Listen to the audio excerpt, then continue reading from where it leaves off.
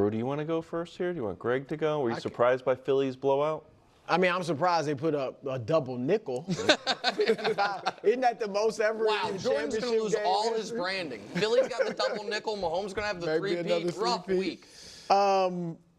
It didn't feel like a 32-point game to me. I mean, I thought, we were talking about this earlier, I thought it was close, not close, but I thought the Commanders had a chance into the fourth quarter. When it was 34-23, I was like, because Jaden was moving the ball. And this is what I say about the Commanders. And look, Philly's the better team. All credit to them. They came to play. It was disappointing to see Jaden was one of the few Commanders that was ready for the moment. Terry McLaurin as well. I'll give him credit. But Jaden Daniels played really well. And his veterans, I think his teammates let him down.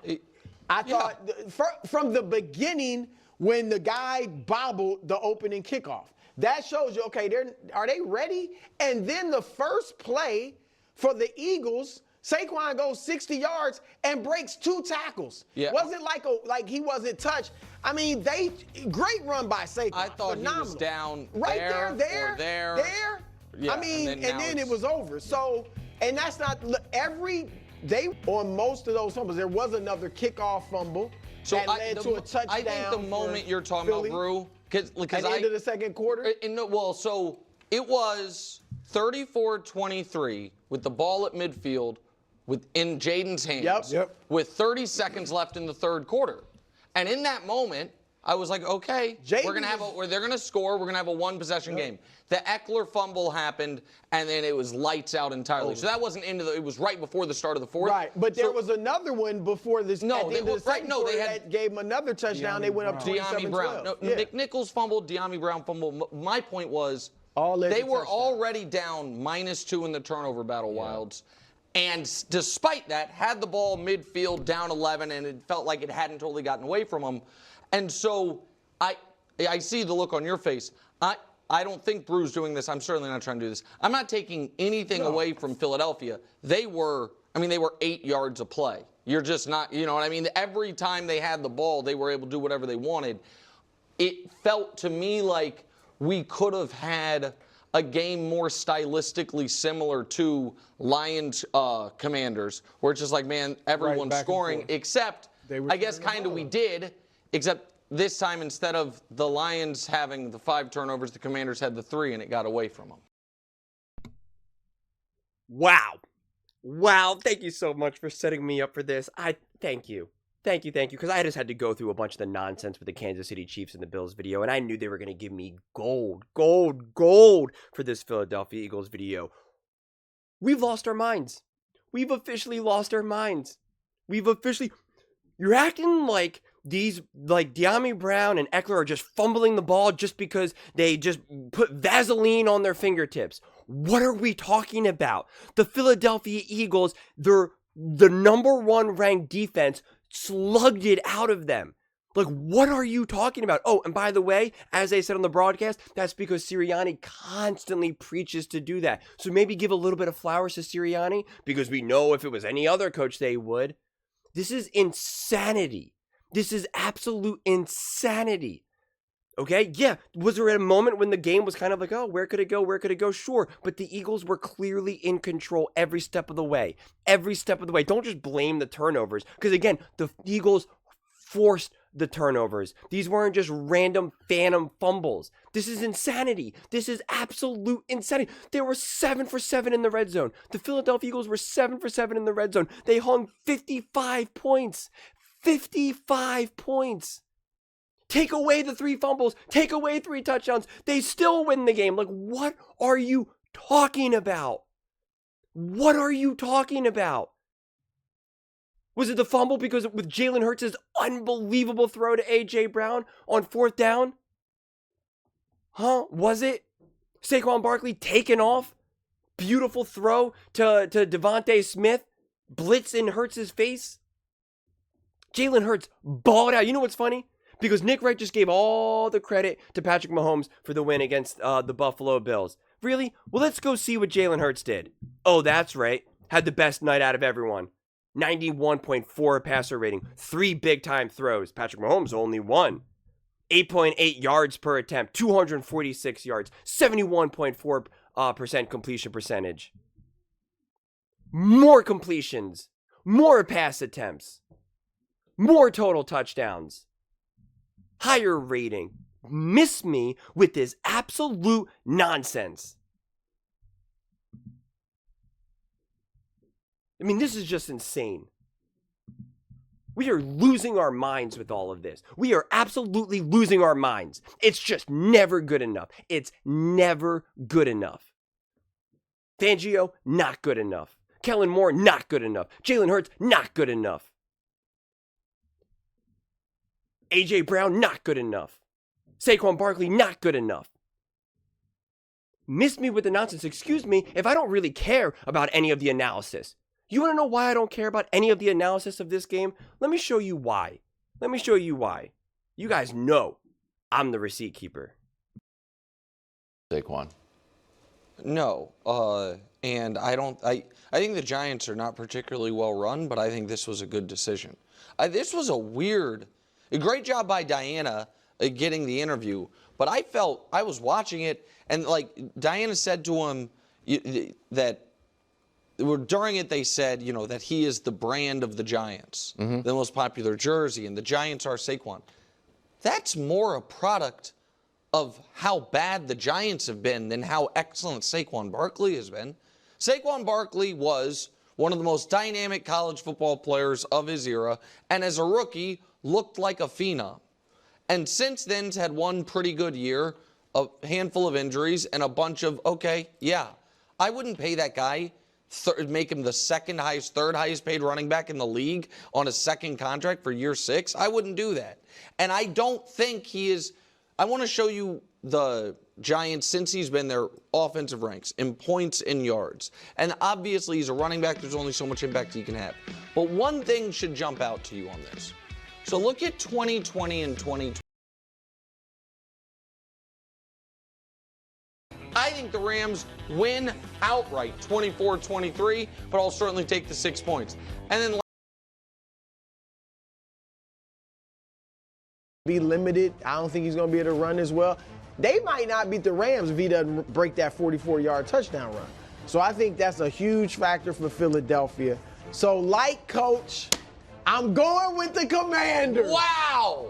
I'm going with the Commanders. You're abandoning the Eagles? Points.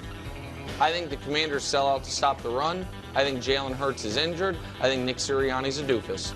Commanders 30, Washington 27. 30? Wow. The prophecy of the only thing standing between the Chiefs and a three-peat, being a rookie quarterback drafted in the top 2, won a Heisman Trophy and a relationship with Cliff Kingsbury, is proven correct. Arguably, At this point? no. I think Jalen Hurts underrated at this point? no. I think he's properly rated. This is where there's going to be gasps. At number 3 is the Philadelphia Eagles. They've lost 6 of the last 7 games. They had a bottom 4 defense across the board in the NFL last season. They lost a future Hall of Famer, the leader of their team, the best player on their offense. Their coach and their quarterback don't get along. Their coach was known for one thing, kind of being a jerk on the sidelines, and now he's been like, no, I'm going to stop that. If anyone else could have told him that was a bad idea years ago, classic 2, once again. And all of those things, they come into the season on the hot seat. They have 2 great receivers. I know that. I don't know much else about this football team other than their GM loves the acquisition of, I knew who that guy is. Jahan Dotson? Oh, yeah, I remember him. He's good. Oh, is he? Especially as a third receiver. Okay. Is he? As a third Based guy? on what? Well, Sam Howell. Based on what? I'm just telling. Greg So, likes He's the him. third receiver. Okay, that's great. I'm telling you right now that there's a reason he was available from a team within their division. A team that, by the way, I have finishing second. Yeah, that team that he had finishing above the Philadelphia Eagles just dominated them. The Eagles. I don't know if you watched that game, but they hung 55 points. when you're that wrong about a team, when you're that wrong about an organization, about a franchise, about the players, about the coaches, about everything, your opinions on how things unfolded or, where you predict they're going to go, I just don't care. I truly, truly just don't care. The cope is insane right now. It's just insane. And I'm telling you guys right now, I'm going to be covering First Things First, for these next couple of weeks going up to the Super Bowl, definitely. But I'm going to be, I got to figure out a better way to do it. Because I'm not going to go for the next 2 weeks just listen to Jalen Hurts is overrated. Jalen Hurts is not that good. How does Saquon Barkley? I just can't. Because it's just nonsense, biased mumbo jumbo, man. It's just biased nonsense. It's not actual real breakdowns. It's not real analysis. It's not anything worth talking about. All of these takes were not actually based off of logic. It was based off of hatred, off of bias. And we can even see it in the breakdown of this game that happened right before our eyes. That Jalen Hurts can have an awesome game. And then you make it about the other team. But then, before this clip, we have him talk about Patrick Mahomes and the Kansas City Chiefs. And say that Patrick Mahomes would have found a way to win for the Buffalo Bills. That it had nothing to do with the team and anything else and coaching and nothing else. And you have Jalen Hurts now play fundamentally better. Statistically better.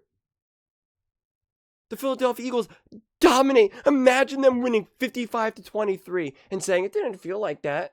Well, there was a point in the game when they could have won. What are we doing here? What are we talking about? Tell the whole story. Yeah, the turnovers hurt the Washington Commanders. The Philadelphia Eagles were also 7 for 7 in the red zone, which is insanity. Insanity. Tell the whole story about the turnovers. That these fumbles were punched out. Taught by the coaching staff. Preached by the coaching staff. Executed by the elite players. Stop the madness. Stop the madness. Well, this could have felt like the Commanders versus the Lions. No, the Eagles are better. How about that? How about that? Because the Eagles slowed down the Commanders. They made Jaden Daniels uncomfortable. They squashed that run game. Robinson had 11 carries for 36 yards. Hey, pretty good. 3.3 yards per carry. Eckler, 6 carries for 14 yards. 2.3 yards per carry. Pretty good.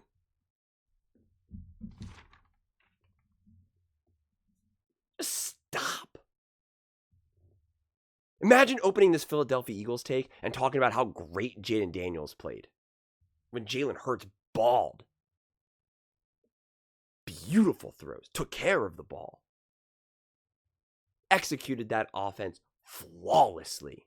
If it was Baker Mayfield, we'd be throwing a freaking parade. Patrick Mahomes, we already know what we would be doing. But nope. Can't talk about it. Just absurd. It really is. Just absurd.